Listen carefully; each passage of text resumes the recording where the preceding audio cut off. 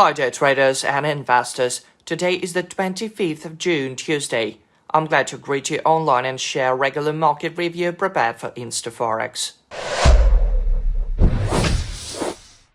Today, traders are likely to pay attention to consumer confidence and house price index reports from the United States.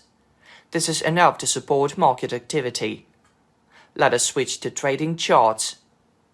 Gold closed the previous trading week with a bearish pin bar. However, bullish liquidity is below the level of $22.73 per troy ounce.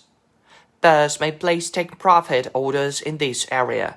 At present, gold prices are showing a correction after Friday's movement. Notably, I suppose that the US dollar will gain in value soon. Be careful when opening long positions. It is better to do this after a false breakout of the level of 22.73. Yesterday, the euro-dollar pair tested a swing high which was formed on June 20.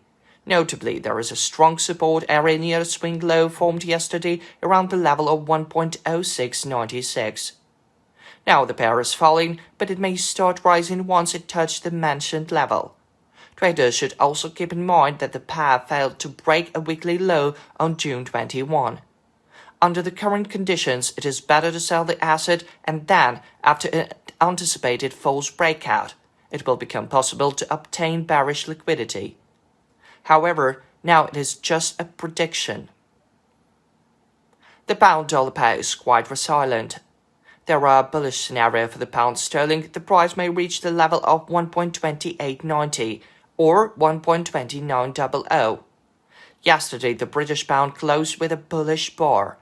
If traders want to buy the asset, it will be wise to do this after a pullback to a swing low. The euro's downward correction may also affect the pound sterling.